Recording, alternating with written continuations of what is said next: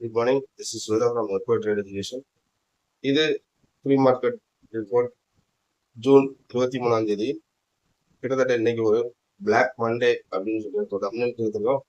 So அதுக்கான reason பார்த்தீங்கன்னா காலையிலேயே இப்போ நமக்கு நிஃப்டி ஒரு மைனஸ் தான் ட்ரேட் ஆகிட்டு இருக்கு. So Asian market opening Vicky அதே மாதிரி தைவான் வெயிட்டேஜ் ஆங்ஷர் மூணுமே ஓப்பனிங் ஒரு நெகட்டிவ்ல தான் ஓப்பன் ஆகிட்டு இருக்கு. ஸோ யூஎஸோடைய டவ் ஃபியூச்சர் பார்த்தீங்கன்னா அதுவும் ஒரு மைனஸ்ல தான் ஸ்டார்ட் ஆயிருக்கு. கிட்டத்தட்ட குளோபல் மார்க்கெட்ஸ் எல்லாமே ஒரு நெகட்டிவ் சென்டிமெண்ட்ல டிராவல் ஆகுது. இதுக்கு முக்கியமான ரீசன் அப்படின்னு பார்த்தீங்கன்னா சனிக்கிழமை நைட்டு யூஎஸ் ஈரான் மேல ஒரு ஏர்ஸ்பேஸ் அட்டாக் பண்றாங்க. கிட்டத்தட்ட ஈரானுடைய 3 நியூக்ளியர் சைட்ஸ் மேல நடந்திருக்கு. இத ஈரானும் மறுக்கல. பட் ஆனா இதுல எந்த ஒரு பாதிப்பும் எங்களுக்கு இல்லை. எங்களுடைய அவங்க சொல்லியிருக்கிற ஒரு விஷயம், அவங்க பண்ண அட்டாக்ல எந்த ஒரு நியூக்ளியர் சைட்லயும் பெரிய லெவல்ல எங்களுக்கு பாதிப்பு இல்லை. இதை எங்களால கிளியர் பண்ணிக்க முடியும் அப்படின்னு தான் சொல்லியிருந்தோம்.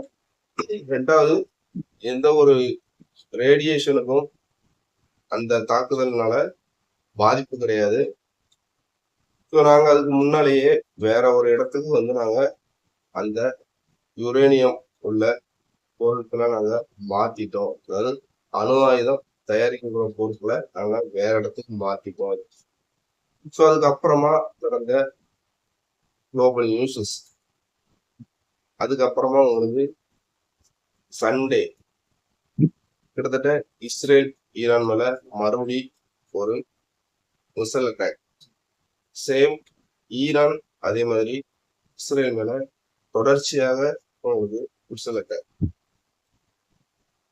இதுக்கப்புறமா ட்ரம்ப் பண்ண இந்த விஷயம் உலக லெவல்ல ஒரு பெரிய தாக்கத்தையும் ஏற்படுத்திருக்கு, அதுக்கு ஆதரவையும் ஏற்படுத்திருக்கு. கிட்டத்தட்ட பிரிட்டன், யூரோப் கண்ட்ரிஸஸ் எல்லாமே அவங்க பாத்தீங்கன்னா ட்ரம்ப் பண்ணதை அவர் பண்ணது சரிதான் அப்படிங்கிற மாதிரி பேசியிருக்காங்க. பட் இருந்தாலும் இன்னும் மற்ற நாடுகள், அதாவது இப்ப நம்ம இந்தியாவை எடுத்துக்கிறோம். ஸோ இந்தியா நாங்க ரெண்டு பக்கமுமே நாங்க சமாதானத்துக்காக தான் நாங்க வலியுறுத்துறோம்னு சொல்லி இந்தியா ஒரு ஸ்டேட்மெண்ட் சொன்னாங்க. பட் சைனா ட்ரம்ப் பண்ணத ஒரு பெரிய ஒரு குற்றமாகவும், அதே நேரம் ரஷ்யா இன்னைக்கு என்ன பேச போறாங்க அப்படிங்கிற ஒரு விஷயமும் இருக்கு. கிட்டத்தட்ட ஈரானுடைய ஃபாரின் மினிஸ்டர் இன்னைக்கு ரஷ்யாவுடைய அதிபர் புடினை இன்னைக்கு சந்திச்சு பேசுறாங்க நேர்ல மாஸ்கோல. பட் அதுல என்ன நடக்க போகுது அப்படிங்கிறத நம்ம பார்க்க வேண்டியிருக்கு. இதை தாண்டி யூஎஸ்ல பாத்தீங்கன்னா இந்த அட்டாக் நடந்ததுக்கு அங்க இருக்கக்கூடிய பார்லிமெண்ட்ல காங்கிரஸ்லயும் சரி செனட்லயும் சரி இதுக்கு அப்ரூவல் வாங்கியிருக்கணும் அப்படிங்கிறது ஒரு லீகல், அதாவது யூஎஸ் உடைய பார்லிமெண்ட் லீகல். ஸோ இதை ட்ரம்ப் பண்ணாம அவர் இந்த அட்டாக் பண்ணிருக்காரு அப்படின்னு சொல்லி அங்க இருக்கக்கூடிய செனட் மெம்பராலேயே உங்களுக்கு என்னன்னு கேட்டீங்கன்னா ஒரு பிரச்சனைய கிளப்பியிருக்காங்க. ஸோ அது இன்னும் அங்க என்ன ஒரு உதாரணம் ஆக போகுது. ரெண்டாவது, யூஎஸ்ல சிவிலியன்ஸோட மைண்ட் செட் ட்ரம்ப்புக்கு எதிராக மாறுமா அப்படிங்கிற ஒரு எண்ண ஓட்டமும் இருக்கு. ஸோ இது இன்னும் ஒரு அடுத்தடுத்த நாட்கள்ல என்னென்ன நடக்க போகுது. ஸோ இன்னும் ஈரான் என்ன டிசிஷன் எடுக்க போறாங்க ஏன்னு கேட்டீங்கன்னா, ஸ்டேட் ஆஃப் ஹார்மோஸை க்ளோஸ் பண்றதுக்கு ஈரானுடைய பார்லிமெண்ட் அப்ரூவ்டு கொடுத்துருச்சு. பட் ஆனா ஈரானுடைய சுப்ரீம் லீடர், அதாவது அங்க இருக்கக்கூடிய ஒரு அமைப்பு நேஷனல் செக்யூரிட்டி ஆஃப் டிஃபென்ஸ் சொல்லுவாங்க, அங்க அவங்க என்ன எடுக்க போறாங்க, அதாவது கமேனி என்ன ஒரு முடிவு எடுக்க போறாரு அது அப்படிங்கிறத பொறுத்து இருக்கு. ஏன்னா இன்னைக்கு குறிப்பா ஆயில் பிரைசஸ் ஒரு பெரிய ஒரு ஸ்ட்ரகிள்குள்ள போகலாம் அப்படிங்கிற மாதிரி அந்த ஸ்ட்ரைட் ஆஃப் ஹார்மோஸை க்ளோசிங் பண்ணாங்க அப்படின்னா ஒரு பெரிய ஒரு குளோபல் பாதிப்பு வரும். அது இந்தியாவிலுமே எதிரொலிக்கும். ஸோ இதை தாண்டி இந்தியாவுக்கு வந்து ஒரு மைனஸா பார்க்கப்படுற ஒரு நியூஸ் என்ன அப்படின்னு கேட்டீங்கன்னா, இந்த யூஎஸ் ஏர் ஸ்பேஸ் நடந்தது வந்து கிட்டத்தட்ட இந்தியாவுடைய வான்வெளிக்குள்ள யூஎஸ் ஏர்ஃபேஸஸ் வந்து ஈரான் மேல அட்டாக் பண்ணதா ஒரு நியூஸ் நேற்று நைட் வந்திருக்கு. பட் அதுக்கு வந்து ஈரான் வந்து என்ன ஒரு இது கொடுத்துருக்காங்கன்னா, ஸோ இதுல வந்து எங்களுக்கு இன்னும் கிளாரிபிகேஷன் கிடைக்கல.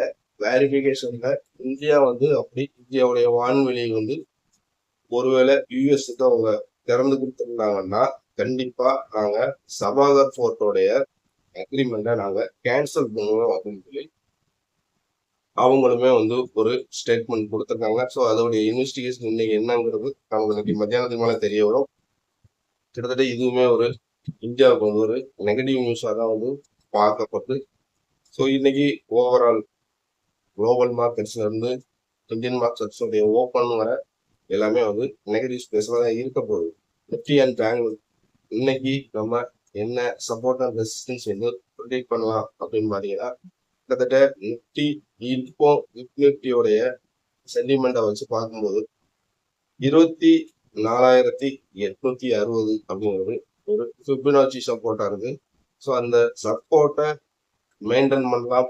ஒருவேளை மார்க்கெட் ஓப்பன் ஆனதுக்கு அப்புறமா எஃப்ஐஎஸ் உடைய மைண்ட் செட் வந்து என்ன டிசிஷன்ல போகுதோ, ஸோ அந்த லெவலை பிரேக் பண்ணிச்சுன்னா அங்கிருந்து கீழே ஒரு 200 பாயிண்ட்ஸஸ் வந்து இறங்குறதுக்கான சான்சஸ் வரும்.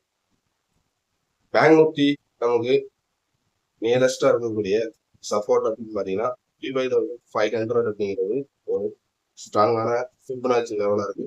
பட் அதை பிரேக் பண்ணிச்சுன்னா அங்க இருந்து 1000 பாயிண்ட்ஸ் கீழே இறங்கலாம். ஸோ ஓவரால் பேங்க் நிஃப்டிக்கான சப்போர்ட் 54,500 நிஃப்டிக்கான ஒரு ஸ்ட்ராங்கான பேஸ் அப்படின்னு பார்த்தீங்கன்னா 24,600 வந்து நம்ம ஒரு ஸ்ட்ராங் பேஸாக எடுத்துக்கலாம்.